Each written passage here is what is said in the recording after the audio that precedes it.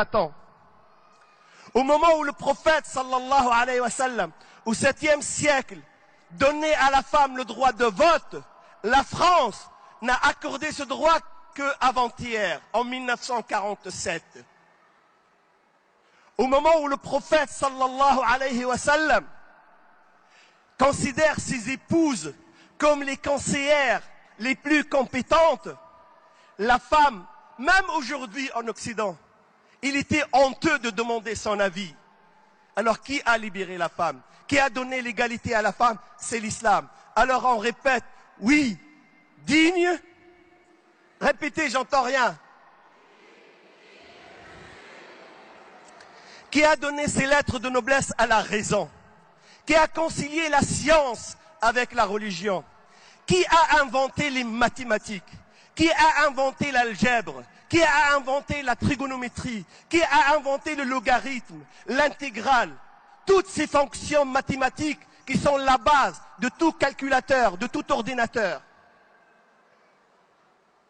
Qui a résolu les problèmes de l'humanité en partant d'un verset coranique et en finissant par une fonction mathématique? Qui a inventé la médecine? Je ne parle pas de la médecine des charlatans, des sorciers, des exorcistes. Je parle de la médecine qui sauvegarde la santé. Qui a inventé la pharmacologie chimique? Qui a inventé les hôpitaux? Alors qu'en France, il n'y avait qu'un seul hôpital. On l'appelait à Paris l'Hôtel Dieu. C'était un mouroir. Il y avait 1200 malades de toutes les pathologies, de toutes les maladies mélangées ensemble. Les malades contaminés, les non-malades. En Espagne, il y avait plus de 400 hôpitaux. Et ce sont les hôpitaux avec les protocoles de l'hôpital moderne. Un hôpital peint en blanc. Le malade, quand il rentre, on lui enlève ses vêtements. Il porte des vêtements décrétés par les médecins. Il y avait des services selon les pathologies. Pour chaque malade, il y a au moins 2 soignants. Pour chaque malade. Et ce que je vous raconte, je vais vous donner après les références. Ce ne sont pas les musulmans qui racontent ce que je vous dis. Ce sont les non-musulmans qui vous racontent ça. Qui a inventé l'hôpital? Qui a inventé la médecine? Ce sont les musulmans. Qui a inventé les mathématiques? Qui a dessiné la carte du ciel? Qui a cartographié les mers, les océans et les terres? Qui? Ce sont les musulmans. Alors, oui, digne je le suis. Répétez-le. Qui a créé la première SPA, la première société de protection des animaux? Qui a ouvert la porte du paradis pour un monsieur parce qu'il a donné à boire à un chien? Qui a ouvert les portes de l'enfer à une dame parce qu'elle a enfermé une chatte? Qui a interdit qu'on prenne les animaux comme cible? Que ce soit les oiseaux, que ce soit les animaux sauvages ou domestiques.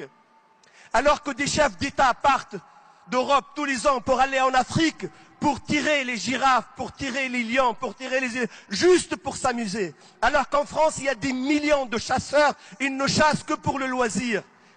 Mais qui a sauvegardé les animaux? Qui les a considérés comme des êtres? Umamun amthalukum. Ce sont des nations comme vous devez les respecter. Brigitte Bardot, elle a 15 siècles de retard. La SPA, elle a 15 siècles de retard. Qui a inventé les sociétés de protection? Des oiseaux, des animaux, mais des insectes. Qui a interdit qu'on brûle les fourmis? Qui a interdit qu'on écrase les araignées? Qui a instauré des relations diplomatiques intelligentes entre l'homme et toute la création? C'est l'islam. Alors, oui. Qui a inventé l'écologie? Qui a inventé la protection de l'environnement? Qui donnait, pour celui qui plante un arbre, une attestation pour accéder au paradis? Qui considère que planter un arbre, c'est ouvrir un compte auprès de Allah subhanahu wa ta'ala? Qui a interdit qu'on foule, qu'on marche sur le gazon, sur les fleurs? Qui a demandé à l'homme de planter un arbuste, même s'il ne donne de l'ombre et des fruits qu'après 20 ans? mais après ça sera un compte courant permanent pour lui, Yawm al-Qiyamah. Qui a instauré l'économie de l'eau, qui a instauré le respect des champs, le respect des montagnes, le respect des ruisseaux, le respect des pierres. C'est l'islam. L'islam qui a inventé l'écologie. Alors répétez avec moi. Oui. Oui, digne, je le suis. Qui a inventé la bibliothèque? Les bibliothèques. Les Grecs, ils sont restés des années à chercher le terme. Qui a donné ses lettres de noblesse au livre, au savoir, à la science? Au moment où Haroun al-Rachid, le calife des musulmans, il avait dans sa bibliothèque personnelle, dans son palais personnel, 1 700 000 ouvrages. Charlemagne, l'empereur des Germains et des Francs, de la moitié de l'Europe, ne savait ni lire ni écrire. Et il était tellement vexé parce que le calife des musulmans, il a des millions de livres qu'il a demandé de doter sa bibliothèque alors qu'il était illettré de livres. Et on lui a trouvé 40 ouvrages, 40 livres.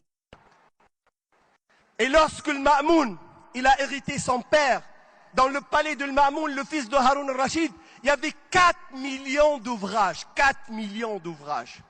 Il avait dans la cave de son palais 400 interprètes, 400 traducteurs qui traduisaient de toutes les langues vers toutes les langues. Lorsque les Mongols sont rentrés dans Bagdad, pour traverser les fleuves, ils ont vidé les bibliothèques, ils ont dressé des ponts avec les ouvrages. Et l'eau de fleuve est restée noire pendant des mois et des mois. Qui voyageait des années entières pour aller trouver un livre, pour dénicher un hadith, pour inscrire une sagesse? Ce sont les musulmans, c'est l'islam. Alors, oui, digne je le suis. Mais je peux faire le tour du passé, je peux citer tous les aspects de la vie. Et vous allez voir, n'écoutez pas le discours.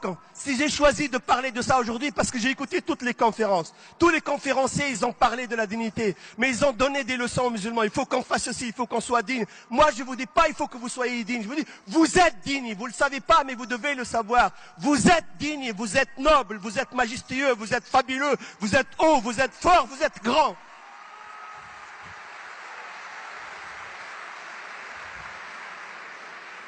Il ne faut pas le dire, il faut le croire parce que c'est la vérité. Ce n'est pas moi qui la décrète, c'est Allah. Walillahi al-izza. Et encore, wali rasulihi walil mu'minin. C'est un gène que vous avez dans votre ADN, personne ne peut l'extraire, personne ne peut l'enlever.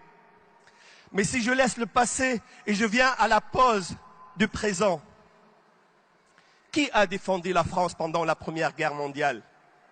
Qui a défendu la France pendant la Deuxième Guerre mondiale? Qui a servi de chair à canon pour arrêter les Allemands qui massacraient les Français? Ce sont vos parents, ce sont vos ancêtres, ce sont les musulmans du Maroc, du Sénégal, de la Tunisie, de l'Algérie. Sans l'apport des musulmans, la France ne serait jamais libérée.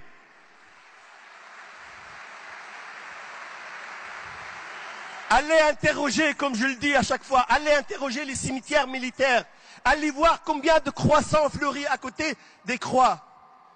Vous allez sentir que vous êtes réellement digne et fort. Mais au-delà de la défense de la France, qui a construit la France d'aujourd'hui? Qui travaille pour les autoroutes? Qui creuse les tunnels? Qui va chercher le charbon au fond des mines? Qui ramasse vos poubelles le matin? Le soir, vous ne les voyez pas. Qui fait toutes les tâches ingrates, subalternes pour que la France puisse vivre? Ce sont vos parents. C'est vous. Mais au-delà de ça, qui fait travailler les laboratoires en France? Qui fait marcher les universités? Il ne faut pas voir les musulmans au fond de la mine. Regardez-les au sommet des universités. Vous allez voir que c'est vous. Même si les gens ne le savent pas, il n'y a pas un laboratoire de recherche. Il n'y a pas une discipline où les musulmans, même s'ils sont relégués au deuxième rang, mais ce sont eux les ingénieurs, ce sont eux les inventeurs. Et la France leur doit énormément. Alors oui, digne, répétez, oui. Lorsque la France a décidé de décréter la guerre au foulard, le foulard c'est quoi? Le foulard c'est l'habillement de la musulmane qui dit « Moi je suis un être humain, regardez mon être, regardez-moi en tant qu'homme » avec H majuscule, pas en tant qu'objet sexuel. Moi je suis digne d'intérêt parce que je suis une femme, je suis un être humain, c'est pas parce que je suis un corps, c'est pas parce que je suis une séduction publicitaire pour vendre de la marchandise. Mais ça met à mal toute la théorie des siècles. Alors on a déclaré la guerre au foulard. Et on a décidé de deux choses l'une. Soit la musulmane choisit le savoir, mais il faudrait qu'elle délaisse son islam, ou alors si elle veut et elle persiste à rester musulmane, on va l'empêcher d'accéder au savoir. Comment ont réagi les musulmans? Est-ce que nous avons cassé? Est-ce que nous avons brûlé? Est-ce que nous avons insulté? Est-ce que nous avons brûlé? Absolument rien. Les musulmans ont réagi avec dignité, avec responsabilité. Ils ont demandé à la loi et la loi leur a donné raison, le Conseil d'État. Ils ont décrété une nouvelle loi. Et alors que le chômage augmente, que le pouvoir d'achat diminue, que les banques vacillent, que l'économie va mal, que tous les indicateurs sont tout rouges, les politiques ne trouvent rien à faire que de pourchasser la nounou chez elle. Parce qu'elle est musulmane, ils veulent lui enlever son foulard.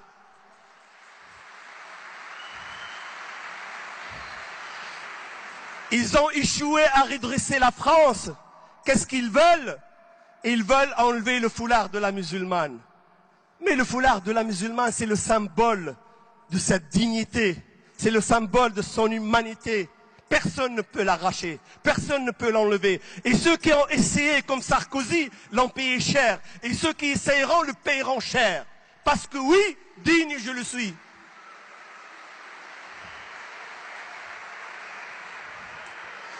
Qui a construit les écoles? Qui a construit les mosquées?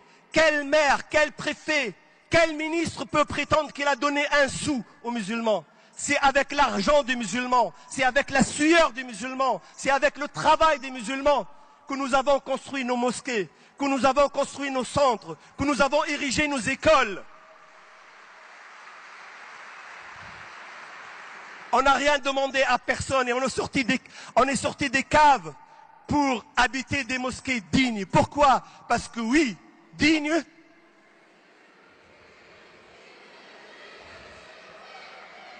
Qui a donné aux musulmans le halal? Qui a permis aux musulmans de pratiquer leur culte? La loi 1905 de séparation, normalement, elle oblige l'État à permettre et favoriser l'exercice du culte. Au lieu que l'État français ouvre des institutions halal partout, les ministres, les préfets, les maires, les journalistes, les petits philosophes de week-end qui squattent les plateaux de télévision déclarent la guerre au halal. Ils ne savent pas ça veut dire quoi le halal? Le halal c'est at-tayyibat, c'est la purification, c'est la pureté. Mais ils pensent que lorsque le français mange halal, il risque de devenir musulman. Tout à l'heure à vos camarades les jeunes, je leur ai dit c'est comme si vous dites à quelqu'un si tu manges bio, tu vas devenir mormon. Mais le halal, c'est nettoyer l'alimentation de tout ce qui est alcool, de tout ce qui est porc, de tout ce qui est bactéries, de tout ce qui est nocif pour la santé. C'est ça le halal. Mais qui l'a donné aux musulmans? Ce sont les musulmans qui se sont dotés de ça. Les musulmans, ils ont inventé les boucheries. Ils ont inventé les alimentations, les pâtisseries, jusqu'à ce que maintenant le halal trône dans chaque rayon de Carrefour, de Auchan, de Leclerc, partout. Jusqu'à ce que le ramadan ait maintenant son rayon. Et ce n'est pas grâce aux autres, c'est grâce à vous. Pourquoi? Parce que oui, digne je le suis. Mais lorsqu'ils ont chassé nos filles de l'école, qu'est-ce qu'on a fait? On a pleuré. Non, nous avons construit nos écoles.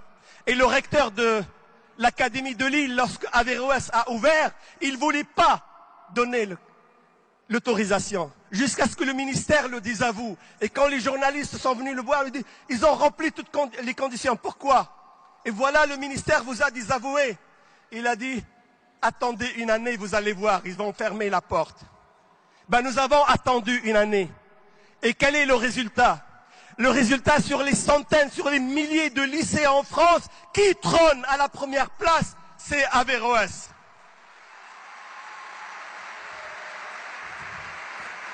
Et ce n'est que justice, parce que les musulmans, ils n'ont qu'une place à occuper, c'est la première place. Parce que le musulman, il est excellent. Le musulman cherche l'excellence, parce que dans son ADN, il y a la dignité. Alors, nous avons ouvert nos écoles. On a maintenant 2 ou 3 écoles en contrat. Nous allons avoir des dizaines et des centaines d'écoles. Malgré l'adversité, malgré les aléas, malgré les contraintes, malgré les difficultés, nous allons les affronter avec sérénité, avec endurance, avec patience et avec la tête haute, digne. Pourquoi? Parce que qui a créé les associations musulmanes? Qui a encadré les musulmans?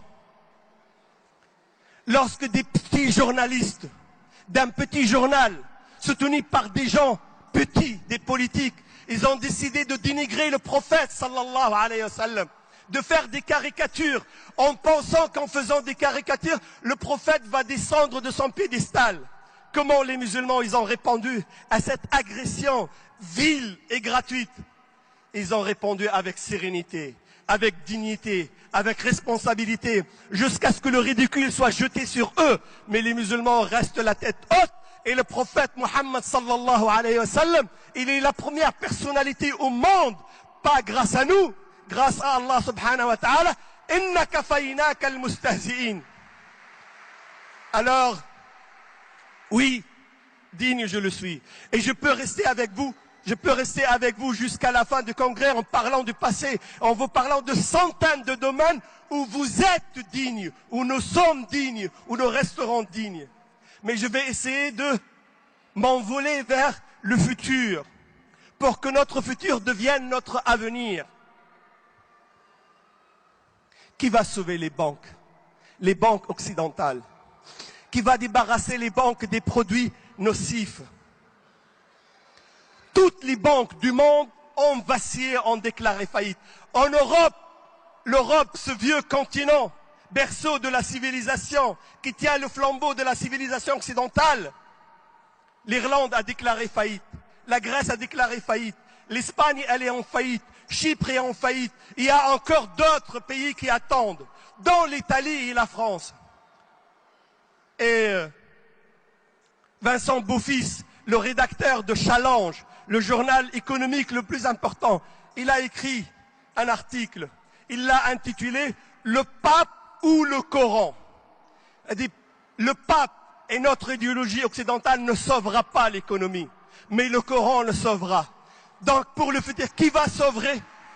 Qui va sauver l'économie? Qui va sauver les banques? Nous, les musulmans. C'est pour ça, oui. Qui va sauvegarder la famille? Là où la famille est en train de se disloquer. Quand il y a eu la canicule, 15 000 morts, 350 cadavres, on n'a pas trouvé leurs parents.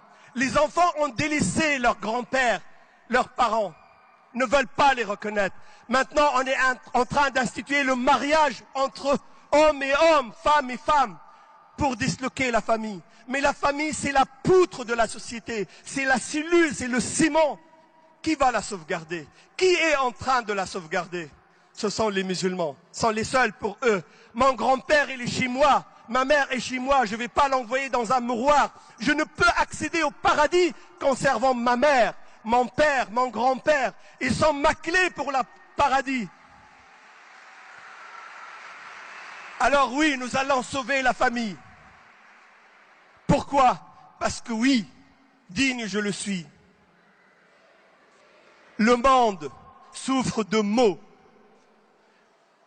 L'écologie, j'ai parlé qui a inventé l'écologie. L'environnement, le réchauffement de la planète, le débordement des océans, les inondations, les ouragans, les tremblements de terre, tout ce que la civilisation occidentale a amené pour pervertir l'environnement. Qui va sauvegarder? Qui va rendre les relations intelligentes entre l'environnement et les humains? C'est vous, les musulmans. Nous sommes l'avenir de l'humanité. Nous sommes le secours de l'humanité. Nous sommes le futur de l'humanité. Pourquoi? Parce que oui, digne je le suis. Walillahi al-izza, wali rasulihi, walil mu'minin. Wassalamu alaykum wa rahmatullahi wa barakatuh. On applaudit chaleureusement Abdellah Belmansour, s'il vous plaît. Oui, digne, nous le sommes.